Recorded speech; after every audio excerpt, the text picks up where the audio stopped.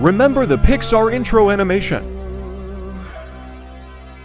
Baby, we built this house on memories. Take my picture. Well, we just got unreleased footage of the eye's point of view. You see it, and when your fantasies become your legacy, promise me a place. Baby, we built this house on This is the terrifying footage that was filmed on the top of Mount Everest when a group of scientists looking for a 500 million year old library found something very, very spooky instead. They found an ancient book that was filled with a language that no one had ever seen before. And when they put the book inside test tubes, they found that they were suddenly able to read all of the words in the book. The next day, the scientists quit their job as the word quickly spread about this book, and people met up in robes to show the community their masks, and this community was called the Stitch Veneration. In modern days, they call themselves Stitchers, and members will wear this symbol on their ring, as well as cloaks that are either red or black, and many members actually have the symbol tattooed on them, and many people still make the masks today.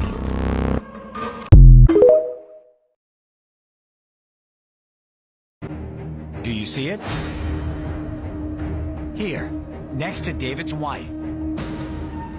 A chilling figure with a skeletal face and black hooded robe.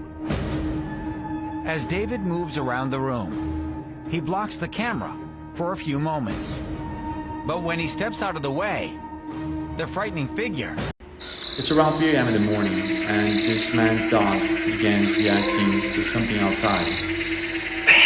This is what happens.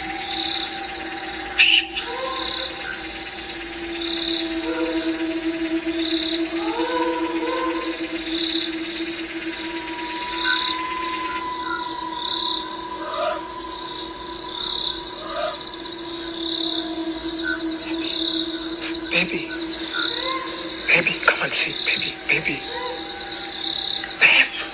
see one. It's on. Shh, come on, see. What's that? Baby, 내 좋고.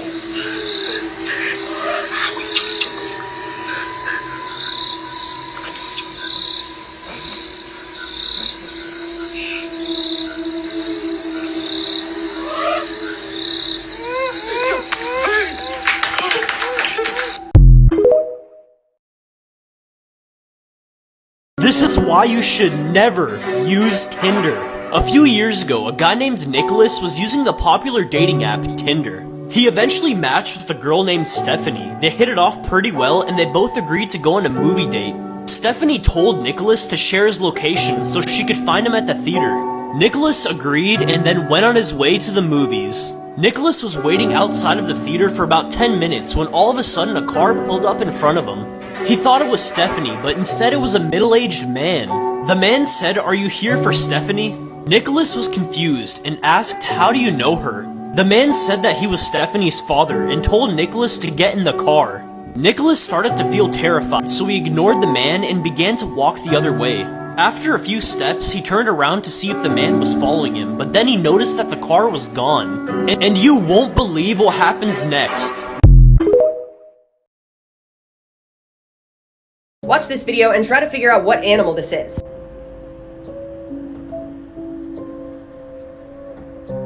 Let me play another one. Yeah, that was not a spider. This is a classic case of a bamboozler by the spider-tailed horned viper, species only first described in 2006 and currently only found in Western Iran. They have one of the most elaborate caudal lures in the animal kingdom, prey lure at the end of their tail. And as we saw in the video, it's clearly successful. And I show more of that footage in my new YouTube video and tell you everything there is to know about them.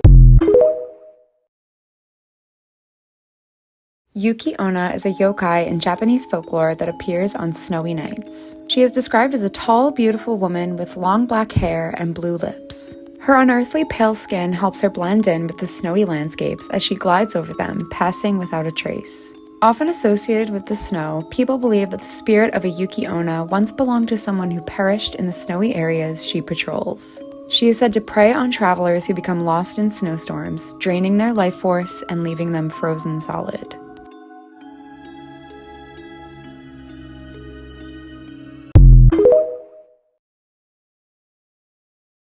Reason 1,000,006 you should be grateful you're not a fish.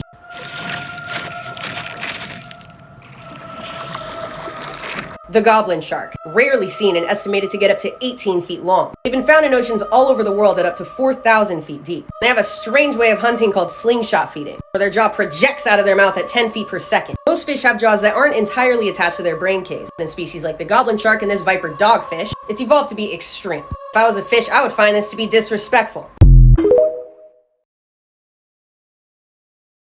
Hold on! It's getting worse! Let's recap the most painful stings in the animal kingdom. From the Schmidt Sting Pain Index, the bullet ant, found in Central and South America. They're also known as the 24-hour ant because the pain can last 24 hours. Schmidt described the pain as walking over flaming charcoal with a 3-inch nail embedded in your heel. The warrior wasp, also found in Central and South America. The pain can last 2 hours and Schmidt described it as torture, chained in the flow of an active volcano. The tarantula hawk, found in the southwest United States. They paralyze tarantulas with their toxins and lay eggs on them, so the larva can eat the spider from the inside out. For humans, the pain lasts about 5 minutes, but is described as a running hairdryer has been dropped into your bubble bath. And the executioner wasp, never ranked by Schmidt but by Coyote Peterson's standards, is the king's sting. It burned a hole in his arm and is found in Central and South America. The best way to avoid getting stung by these insects is to not grab them with forceps and press them against your skin.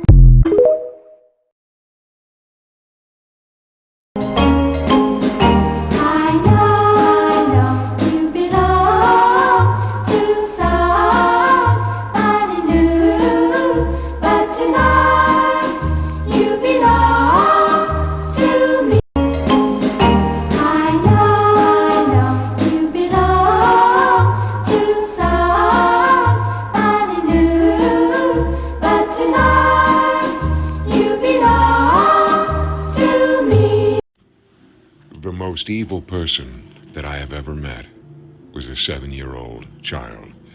We will call him Tommy, and this is a part of his story.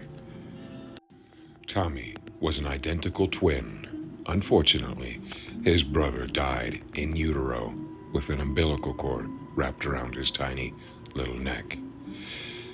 Tommy, it was said, was holding the umbilical cord when he was born.